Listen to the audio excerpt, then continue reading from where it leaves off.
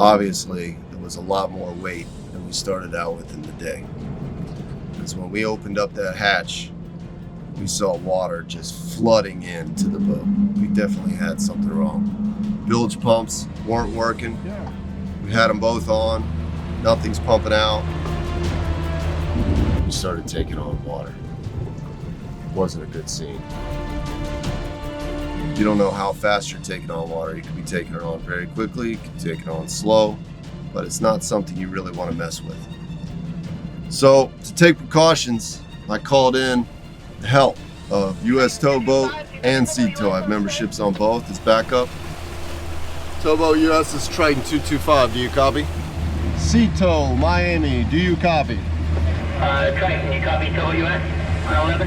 So when I go to the time, north, that's what I do if I stay walking, so as you know. 225, go ahead, sir. I guess you couldn't hear me on channel 10. Please switch back to channel 10. Sir, you're still coming in very broken. What's your current location?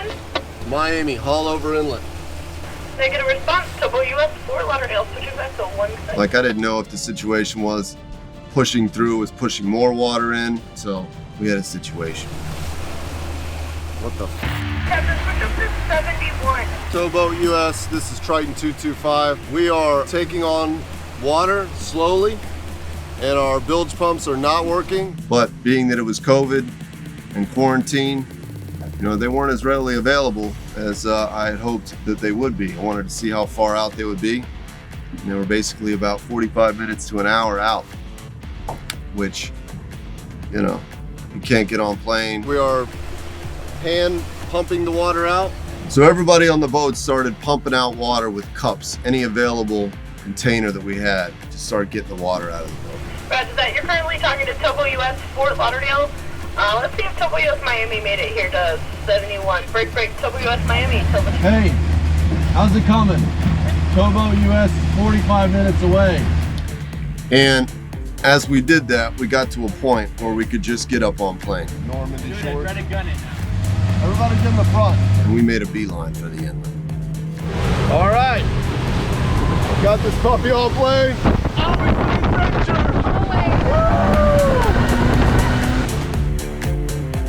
So, having been so difficult to get on plane originally, I didn't want to slow down. I didn't want to have that problem again coming in the inlet. And I decided, even though it's a no-wake zone, to just keep it going. Fishing Adventures of Judah Clark.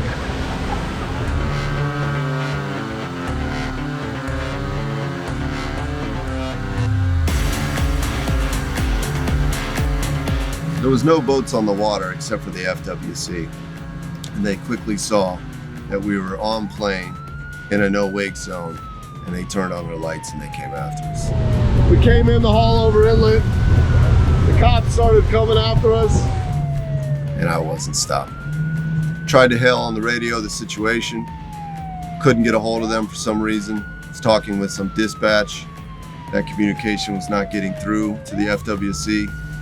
And so they just started rolling up on us. Close enough, yelling at us to pull over.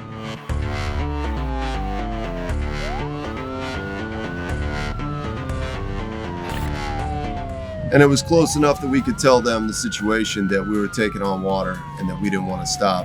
And they said, okay, we're gonna escort you.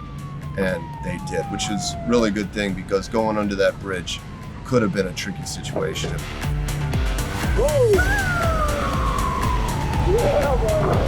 So they escorted us back. We managed to pull right up to the dock, put it up on the lift. And sure enough, we had a good bit of water coming in. You can only put so much of a dent with scooping it out with cups. And, you know, I learned a valuable lesson here, is always verify that your bilge pumps are working. You know, those suckers go out all the time. I mean, it wasn't too long ago that I just replaced them. But, you know, stuff gets stuck in them, gets clogged. You know, that's like one of the worst things to happen. Wasn't the end of the world, but it damn near could have been. We scooped out a lot of water. What's that? Yeah, you're fine. Yeah, Go you're ahead. So we pulled up, The FWC came onto the dock. They wanted to see what was going on, make sure there was in fact water in the hull, and that we weren't just outrunning them for shits and giggles. We were wondering, like, they're not stopping. Oh no. And they saw it, and they were totally cool with us. They were really friendly. No tickets, no nothing, just let us go. And I was actually really happy to have them. Yeah, man, we really appreciate it. Yeah, thank you. I'll shake your hand, but you know, it's great. Don't worry about it. What an adventure! That was epic. Holy shit. And so we survived. Boom! No, it's a close Yeah, that was call. insane. We survived the night, killed a bunch of fish, had a great time, got yelled at by the cruise ships, swam with some tarpon, some manta rays. You know, it's just good times. And it had a little danger in there. And a little danger is fun, especially when you overcome it. And that's exciting. It's not only the thrill and the adventure of that kind of trip, it's the camaraderie and the connection you have with your teammates that just makes you feel like a family. So I gotta pull the plug, which I don't normally do. It's not gonna be easy, but I'm gonna pull the plug and see how much water comes out of the sucker. And we already like scooped up a bunch of water out too. Scooped up a bunch of water. Like water was in the head. I've never even seen water in the head. Got on my paddle board, went to pull the plug, water splashed me in the face. There was water pouring out of that thing for quite a while. Oh, yeah. I mean, probably had, who knows, 100 gallons in there.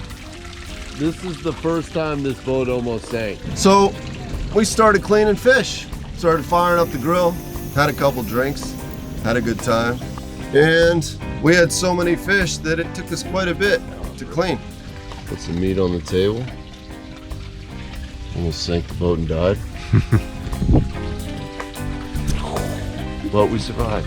Nights like this, we're not getting to bed till 1 or 2 in the morning sometimes, honestly.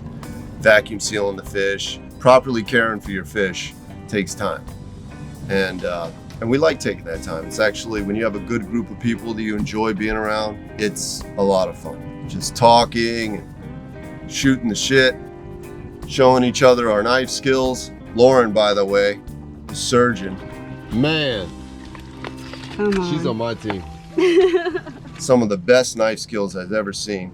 It's a nice little adventure with friends, especially during quarantine, because both of them didn't have access to their boat. Joe has a boat, but all the boat ramps were shut down.